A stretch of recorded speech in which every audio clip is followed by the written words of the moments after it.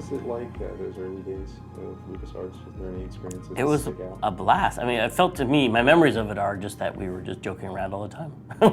But I mean, I was young, coming out of college. The Simpsons had just started. That's how long ago we're talking about. And so we'd talk about this crazy new show that was funnier than anything we had seen up yet. And we would goof around a lot at the office, but it's hard to tell where the goofing off stopped and where the game design started. Like, they overlapped a lot. Yeah, I just remember we'd be up at Skywalker Ranch, which was pretty obviously the greatest job ever. I mean, it was, even then, it wasn't like I didn't appreciate it. I really did appreciate it. Raiders 3 had just come out. Episode 1 had not come out. Star Wars was super cool still. If you've ever seen the buildings up there, they're beautiful, like Craftsman-style buildings and cobblestone fireplaces. Like, someone will come and make a fire, and you'll be just coming back from the kitchen with your coffee, like, oh, good, there's a fire, Or you get into work early, and like you'd walk over this little wood bridge to go to the kitchen, you get your coffee and your water, and you're coming back, and it's fog rolling down the hill and a deer walking, and you're like, good, exactly. This is exactly what the working world is like. My father told me someday it would be like this, which he hadn't. He's like, job, it's getting paid to do something you don't want to do. That's what makes it a job. And I'm like, it's pretty nice here at Skywalker, Dad. It's pretty good. And and then we have these perks, like we got free play tickets. Like, we got to go see plays in the city. Like, Lucasfilm would just make these deals with other entertainment companies to get perks for their employees. And we got to see, like, every Saturday there's a screening of some free movie to see, So we got to see, like, major movies for free all the time. And there were also celebrities all over the ranch because they were doing sound post-recording at Sky Sound. I remember Jack Nicholson came to our office once. He was lost, and we had to, like, we'll show you. And like our the head of admin was like, I'll take him, and like walked him to the right building. And so then walked down to the main building, this beautiful Victorian looking gourmet food for like $3 a day. And George Lucas would be in the cafeteria with you eating. And I say cafeteria, but it was really like this beautiful home that we're all eating at.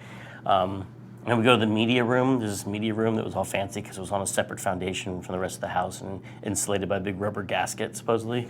But the media they had at the time was like a TV was about this big. It was pretty exciting. And then they had like a record player and it's a huge record collection that I don't think George Lucas has ever been in there to record it and play anything. But there's a glass cabinet that has Lucasfilm games, and it has like from Rescue and Fractalus and everything, and all the way to Monkey Island and stuff, like behind glass, and kind of pretending that they cared about the games division, which they never really did.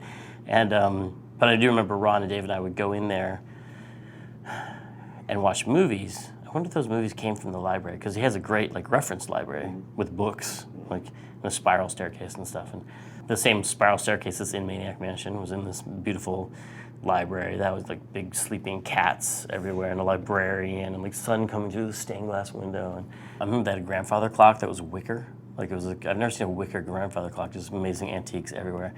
And so we'd lock ourselves in this media room and we'd watch Captain Blood and other Errol Flynn movies, like when we were researching Monkey Island. So it was beautiful setting, and just all these creative people coming, like Steve Purcell was there, and Peter Chan, and Ron Gilbert, and Noah Falstein was there, and Hal Barwood, and Dave, and we were all in this pastoral setting, making Monkey Island. It was great, and it was really weird to, I still go up there to record sound at Skywalker Sound. We still reserved the recording booths, and we recorded Ronnie James Dio for Brutal Legend there, and that was really a weird experience, because he came, and we ate in the cafeteria I used to work in when I was like 22, and here I'm sitting there with Ron James Dio and Wendy Dio, and we're like talking and eating hamburgers, and this is weird. And then I took Ronnie James Dio on the tour that I took every single person I knew. I had this exact same tour that we would start the front of the main house, and we go through the hallway where you see, Mark Hamill's lightsaber, and you see the whip from Indy, this little museum there, and you go into this room and you say here's this Norman Rockwell painting. There's also original art from like Norman Rockwell, and but now I was taking, instead of my parents, I was taking Ron James Dio through, and I was like, this is really weird. And I hadn't been there for 10 years, like giving this tour, and so here I was giving it, and showing it, and having Ron James Dio go, wow, it was really impressive. It's really that was really the strangest experience I've had, I think. It was really beautiful and perfect, and then we got the boot. And they said it was because basically they had a limit on how many flushing toilets they could have at the ranch, or they're over their capacity. Like, you guys gotta go. We always thought it was because they didn't like us, because we do things like order pizza late at night. You can't have a guy driving up to Skywalker like ranch at night with a pizza, because they just think he's some crazy George fan, trying to break in.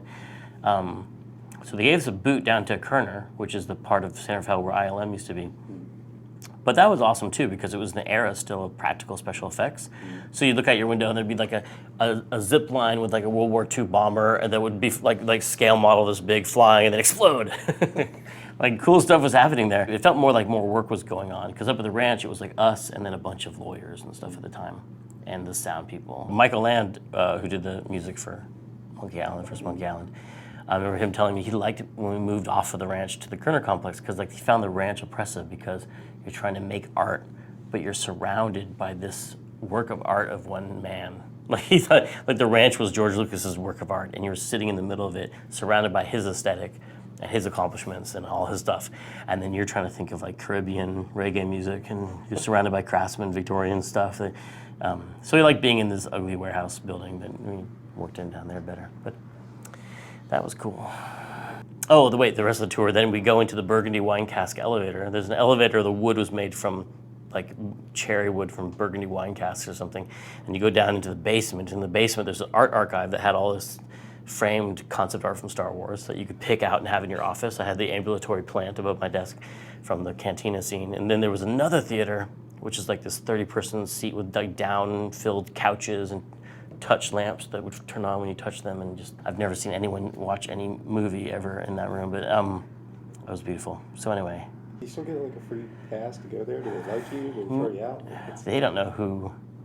They don't know who. No, if I could probably go back there if I you just have to know someone there. Like anyone who works there can give you a tour and have lunch with you and stuff. It's they probably call some people. What kind of jobs did you have before LucasArts? Well, that was my first real job out of college. So growing up, I had worked in my dad's doctor's office and his lab. I was like doing blood tests and bacteriological, like sheep blood petri dishes. It's sheep blood. It's gross. I went to college and I came back in the freshman year summer. At first I was going to go work in this turkey ranch. Nicholas Turkey Ranch was like the Sonoma industry. Besides wine, there's a turkey ranch. And I worked there for 2 days and it was so gross. It was like hosing chicken parts that didn't quite make it out of the egg, like out of these trays. And my brother, okay, this is totally irrelevant, but my brother worked there too. Like everyone in my family at some point worked at the ranch, and he's a really sensitive artist, like writer guy. One of the things they do is like someone will order 2,000 baby chicks and then cancel the order, and they'll just kill the chicks. Like they have nothing to do. They have too many of these chicks, little turkey chicks. And my brother's like, what? We have to kill them all? He's like, yeah, this is the way you do it. You take this the guy training him took a little plastic bag, threw a baby chick, and each one ziplocked it, and then threw it in a pile. And they were ziplocking little baby chicks, and they would just sit there and slowly suffocate and stop moving. And he was like, this is horrible, I can't do this. And he was sitting there looking at all these chicks on the table, and he just snuck up on one of them like this and went, bam, like in the back of his head, and it went, and it's like, oh my God, that's great. Bam, and you just line up these baby chicks, and you could, he's like, I don't even need the plastic bags now. And he finished early, and he went on break, and his coworker who trained him was like, Schafer, what the hell are you doing? There's a garbage can full of baby chicks outside running around. Like they all just woke up at once in the trash and started chirping. So that was almost my job but after 2 days of that, I finally got a call back from the record store in town. I got a job at the record store, so I quit the turkey farm. Went to work at the record store, and it was a record and video store, and CDs had just come out, and they were still in those tall boxes. And then the next summer, I worked at Grand Lake Theater, which is this beautiful old, used to be a real playhouse, and they split it into 4 theaters, and they turned the balcony into another theater. And the neat thing about it, it was very inspirational to the glorious theater level in Psychonauts, because you're just behind the screen. You go behind the movie theater screen, and there'd be sandbags and old props and stuff from when it was a playhouse, just abandoned back there, just lost. And then there was doorways down below that led to catacombs underneath. And the theater in Psychonauts actually had a whole catacomb system that got cut, but the catwalks and all that stuff was very inspired by that job I had there at the Grand Lake Movie House. And I got to see a lot of movies there for free, and that was fun. The last summer of my college, I worked at the Sonoma Computer Store. I worked in the front, which is selling I don't even know what we sold back then. In the back room, he did database programming, and I tried to get involved in that, and I was like, this is so horrible. But that was the only job that was available, it seemed to me, in my limited imagination. I guess programmers working with database jobs, It's funny because we hire people now who are much smarter than I am and much better than I ever was as a programmer. And they always had their college like, well, I really got into this kind of programming because I heard that the average income of a graduate of this college with this degree was this. And I was like, oh, I should have thought about all that stuff. I never thought about any of that stuff. Like I was just, I get like kind of going with the wind. Like, I guess I can do the database programming, but I don't know why, because I hated it. And just didn't occur to me to look farther than that. And then I started applying to all these jobs, and that's where I got all these rejection letters from Atari, because my childhood dream was to work at Atari, even though it was very different than the company that I had liked as a kid. I had just dreamed about like what it must be like. It was like such a mystery. What happens inside Atari? Like, is this a magical world of they used to have all this secret knowledge and making games is somehow figured out there. It's like the Willy Wonka's chocolate factory. And that's one of the reasons I wanted to do the documentary too, is just kind of like demystify that for anyone who's interested in finding out the true story.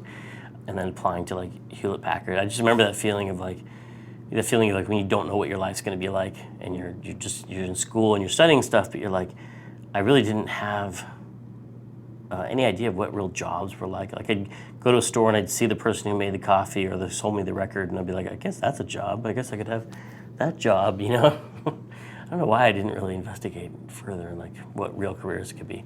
Because there's so many crazy ways that people get jobs. Like one of the testers on my first project that I technically led, which was Monkey Island 256, Monkey got converted to VGA from EGA. So it was 16 colors when it first was made, then it got 256 color versions. So I ran that project.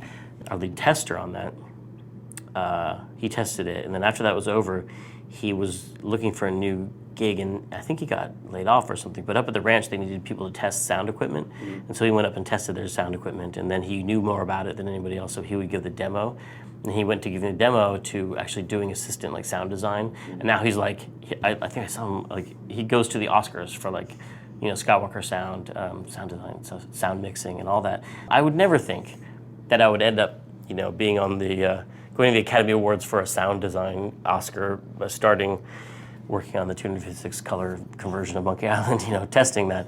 But that's how careers are. They're just weird, random connections and stuff and people, you know, bouncing around. So, so every summer when school would end, I'd go back and start thinking about what am I going to do? I have no idea.